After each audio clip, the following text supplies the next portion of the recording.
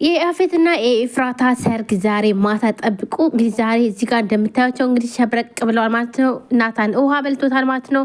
ያፌት እንግዲህ አፍሷታል ማለት ነው። ኤፍራታን ይኸው እንደምታዩት ኤፍራታም ደስተኛ ሆናለች። በቃ ካሁን በኋላ ምርጫዋ ያፌት ነው ማለት ነው። ምክንያቱም ያፌትን ባገባ ይሻለኛል ብላለች። ምክንያቱም ያፌትን ያገባችበትና የመረጠችበት ምክንያት ምንድን ነው? ያፌት ጀግና ስለሆነ ነው። ናታን ደግሞ ፈዛዛ ስለሆነ አሳልፎ ነገ ሌላ ሰው ስለሚሰጠኝ ስለዚህ ቢቀርብኝ ይሻላል ብላ ኤፍራታ ምርጫዋን በቃ ወስናለች ማለት ነው። ያፌት እንደምታገባና ዛሬ ሁላችንም በጉጉት እንጠብቃለን ማለት ነው። እንግዲህ ያው ብዙዎቻችሁ ልትናደዱ ትችላላችሁ። እንግዲህ ምርጫዋን ማክበር አለብን ማለት ነው። ምክንያቱም ያፌት ራሱ ማለትም ናታን በቃ እኔ እሷ ደስተኛ ከሆነች ኤፍራታን ደስታ ነው የምፈልገው። ስለዚህ ደስተኛ ሆና ከኖረች ያፌትን ብታገባውም ምንም ችግር የለውም ብሏል ማለት ነው። አንድ ፍቅረኛ አሳልፎ የራሱ የሆነውን ነገር ሰጥቶ እንዲሁም ደግሞ ከሰርጉ ላይ በደስታ እገኛለሁ ማለት እንግዲህ በጣም ከባድ ነው። እውነት ለመናገር የምትወዱትን የምታፈቅሩትን ለአንዴና ለመጨረሻ ስታጡትኝ እሱ እንግዲህ ያው ምንም ችግር የለውም። ኤፍራታ ደስተኛ ከሆነች ሰርጉ ላይም እገኛለሁ ብሏል ማለት ነው።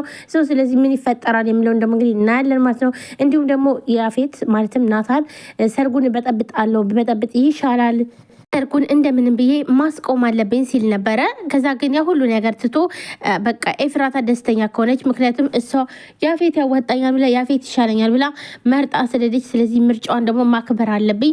እኔ ፍቅሬ ምን ላይ ነው ፍቅሬ የምገልጽላት በምንድን ነው? ምርጫዋ ምርጬ ሊሆን ይገባል ብሎ ነው። እስኪ ውድ ቤተሰቦቼ እናንተስ ምን ትላላችሁ? ናታን አላነደዳችሁም? ግን እውነት ለመናገር ማለት ድራማ ሁላችንም ልንማርበት ነው የምናየው። ጊዜያችን መስዋዕትነት አድርገን የምናየው ተምረንበት ልናልፍ ነው ማለት ነው። ስለዚህ እያፈቀራችሁ ለሌላ ሰው መስጠት ይሄ ራሳችሁን እየገደባችሁ ለሌላ ሰው ይሄ ምንም ነገር የማይሆን ነገር ነው ማለት ነው። ምክንያቱም የራሳችሁ ፍላጎት እናንተ የሰውን ፍላጎት ስታሟሉ እኮ የእናንተ ህይወትም እኮ ምስቅልቅል ይላል ማለት ነው። እንግዲህ ማለት የምትወዱትን ሰው ማጣት ማለት በጣም ከባድ ነው።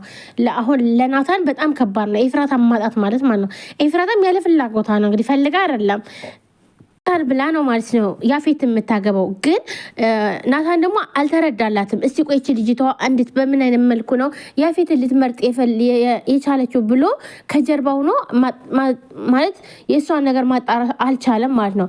በቃ ምርጫዋ ከሆነ ኤፍራታ ምርጫዋ ከሆነ ምርጫዬ ነው እና እሷ ደስተኛ ከሆነች ምንም ችግር የለውም ታግባ ያፌትንም። እንዲሁም ደግሞ ሰርጓ ላይ ሂጂ እሷን ሰርግ ማየት ፈልጋለሁ፣ ደስታዋ ማየት ፈልጋለሁ ማለት ምን ማለት ነው? ማለት የእናንተ የሆነ ሰው ከዚህም በላይ ራሱ ከዚህም ማለት ከአሁን በፊትም ኤፍራታ ማለት ነው ጋይስ ለናታን ብላ ብዙ ነገር ናታን ምንም እንዳታደርገው እኔ ፈርምልሃለሁ ብላ ሲያስገዳት አይተዋል። ስለዚህ ይሄ ነገር መፍዘዝ እኔ እንጃ አልተመቸኝም። እስኪ እናንተ ማሳባችሁ ኮሜንት ላይ ቅጭቅጭ አድርጉ። ዛሬ ሰርጉ ነው፣ የምሬን ነው የምላችሁ። ዛሬ ያፌትና ኤፍራታ በዚህ መልኩ ፊት ለፊት ያስገባላችሁ ቪዲዮን አይታችኋል። እንደዚህ ፏበትን እያሉ ነው ማለት ነው። ዛሬ ሰርጋቸው ነው። መጨረሻውን እንግዲህ የምናይ ይሆናል ምን ይፈጠራል የሚለውን ማለት ነው። ሰላም ውድና የተከበራችሁ ቻናል ቤተሰቦች እንዴት ናችሁ? ሊጣናችሁ ሁሉ ሰላማችሁ ብዝት ይበል። ለዚህ ቻናል አዲስ የሆናችሁ ሰብስክራይብ፣ ላይክ፣ ሼር በማድረግ ቤተሰቡኑ ቤተሰብ የሆናችሁም ከልብ ነው የማመሰግነው። ውድ ቤተሰቦቼ ሁላችንም በጉጉት ስንጠብቀው የነበረው ሐረግ ድራማ ዛሬ ቀጣይ ክፍል በተለመደው ሰዓት ይለቀቃል።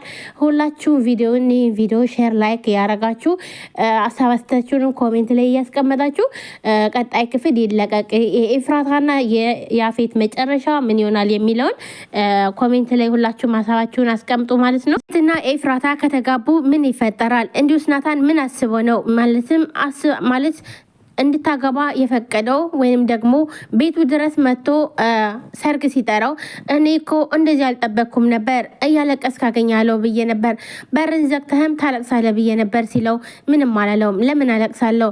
አንተን መሰልኩህ እንዴ? እኔ እኮ ኤፍራታ ምርጫዋ ከሆነ ስለምወዳት ስለማፈቅራት ምርጫዋ ነው ከምትለው በላይ እኔ አፈቅራታለሁ አለው። ስለዚህ የሚያፈቅራትን ሰው ለአንዴና ለመጨረሻ ሊያጣት እንደሆነ እንዴት ደስተኛ ይሆናል? እስኪ ሁላችሁም እናታ ናታን ምን አስበው ነው? ሰርጉ ላይ ምን ሊፈጥር ፈልጎ ነው?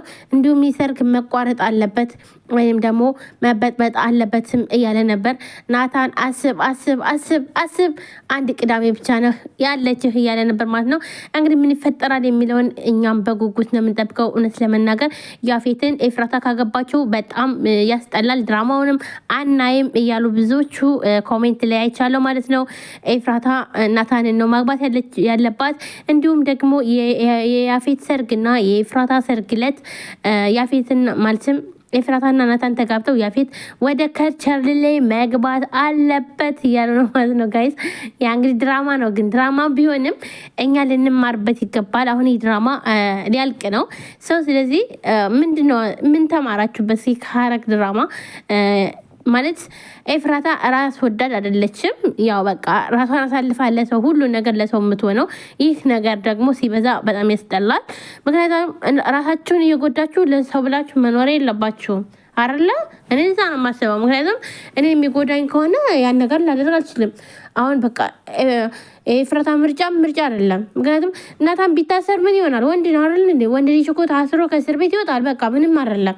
ስለዚህ ለአንዴና ለመጨረሻ ከምታጣው ያፌትን ምርጫ አድርጋ ከማግባት ናታን ወንጀለኛ ከሆነ መታሰር አለበት፣ መቀጣት አለበት። ምንም ችግር የለም።